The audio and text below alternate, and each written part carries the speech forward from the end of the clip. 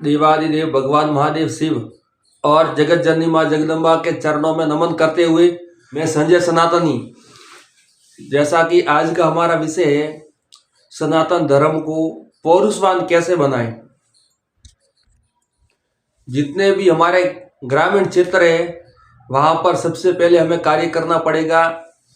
सबसे पहले हमको अखाड़ा खोलना पड़ेगा उस जगह पर जहाँ पर हमारा ग्रामीण क्षेत्र है। वहाँ पर सभी लड़के मिलकर 15 वर्ष से लेकर 18-20 वर्ष के युवक नौजवान लड़के सभी मिलके एक छोटी अखाड़ा बनाएं और अखाड़ा के अंदर व्यायाम, दंड बैठक और प्राणायाम, कुश्ती और अपने शरीर को मजबूत करने का प्रयास करें। पहला काम तो हमारे ग्रामीण क्षेत्र में ये करना है। और जो दूसरा कार्य हमें जो करना है वो ये करना है कि हर व्यक्ति के जीवन में गीता को धारण करे। हर व्यक्ति गीता के ऊपर मनन करे, चिंतन करे और उसके अनुसार जीवन जिए। और दूसरी हमारी बात है जैसा कि आप सभी लोग जानते होंगे कि आपके और हमारे सभी के गुरुदेव है परम पूज्य गुरुदेव सरदे श्री यति नरसिंहानंद गिरी सरस्वती जी महाराज। उनके विषय में भी आप लोग जाने। उनका कहना है कि जगत जननी माँ जगदम्बा करे पुकार, हिंदुओं के घर में बेटे हो कम से कम 4। तो इसी नारे को हमें अनुसरण में लाना चाहिए और हर गांव, हर कस्बा, हर गली, हर मोहल्ला में इस बात का प्रचार करना चाहिए कि ऐसा कोई भी घर या ऐसा कोई भी मनहूस बेटा या लड़का नहीं होना चाहिए जिसका कोई सगा माँ या भाई न हो। ये हमें विशेष करके ध्यान रखना चाहिए। हर सनातन धर्मी के घर में कम से कम 4 लड़के होने चाहिए। ये दूसरी बात। तीसरी बात, हमें अपने घरों में ज़्यादा से ज़्यादा शस्त्र और शास्त्र ये दोनों रखने की आवश्यकता है और हमें इसी तरह अनुसरण करके अपने जीवन को बेहतर बनाना चाहिए। जैसा कि आपने जाना होगा, श्रीमद् भगवद गीता किसी व्यक्ति ने पढ़ी होगी तो उसमें लिखा हुआ है कि हतो वा प्राप्त से स्वर्गम जित्वा वा भोग्य से महिम तस्मादुत्तिष्ठ कौन्ते युद्धाय कर्त निश्चया। यानी हे अर्जुन, हे मानव, यदि तुम इस धर्म युद्ध में मारे गए तो सीधा स्वर्ग में जाओगे और यदि तुम इस धर्म युद्ध में विजय की तरफ गए और विजय हुए तो पूरे संसार का उपभोग करोगे।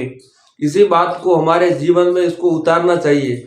और दूसरी जो बात कही गई है गीता में वो ये कही गई श्लोक आता है श्रीमद् भगवद गीता के अंदर, यज्ञ दान तप कर्म न त्याज्यते कार्यमेव तत यज्ञो दान तपश्चैव पावनानि मनीषिणाम।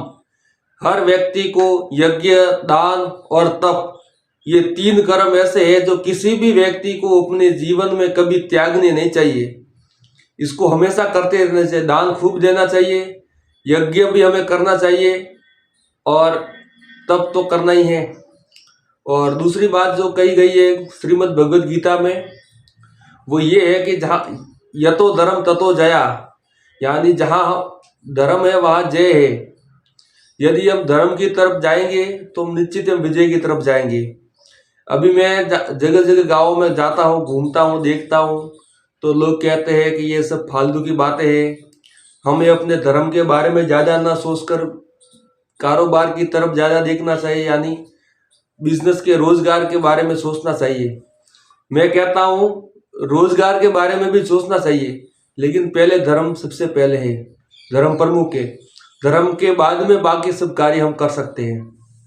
तो जैसा कि अभी बहुत सारे हाईवे पे वगैरह जगह जगह जो भी विधर्मियों के ज़्यादातर दुकानें, होटलें, रेस्टोरेंट पूरे उनके हैं, सब्जी मार्केट वगैरह सब उनके। तो हम ये प्रयास करें कि ज़्यादा से ज़्यादा हमारे लोगों को भी रोजगार मिले, क्योंकि हिंदू ज़्यादातर काम करना चाहता नहीं है। नपुंसक हिजड़ों की तरफ बैठे रहता है, मुंह से बकवास करने के अलावा उसके पास कुछ है नहीं।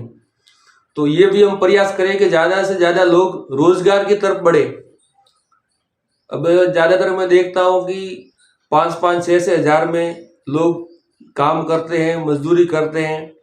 अगर वो 10-15 हज़ार का भी छोटा मोटा कारोबार भी करे तो वो डेली का 1000 रुपये कमा सकता है। ऐसे बहुत सारे रोजगार भी है। इसके तरफ भी हमें ध्यान देना चाहिए।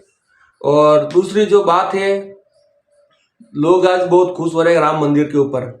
राम मंदिर के ऊपर मैं ज़्यादा बोलूँ ये कोई अच्छा नहीं दिखता, लेकिन मैं अनुभव बता रहा हूँ कि जिस लड़ाई को हमारे पूर्वजों ने हजारों लाखों बलिदानियों का जो चिन्ह बनना चाहिए, उसे हम भाईचारे का प्रतीक बना रहे हैं, ये हमारे लिए शोभनीय नहीं है। और यदि हम गांवों की बात करें तो गांवों में हर जगह निःशुल्क अखाड़ा तो बनाना है ही।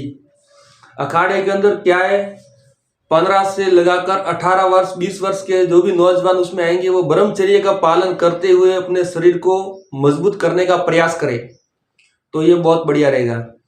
और विशेषकर हम अपने रोजगार की तरफ भी ध्यान ज़्यादा दें। आजकल हिंदू अपने आप को छोटा मोटा काम करने के लिए ग्लानि महसूस करता है, शर्म महसूस करता है। हमें अपनी शर्म और ग्लानि को त्याग कर आगे की ओर अग्रसर यानी बढ़ना चाहिए। और उसके अलावा हम सनातन धर्म के मूल सिद्धांत को भी जाने और समझे।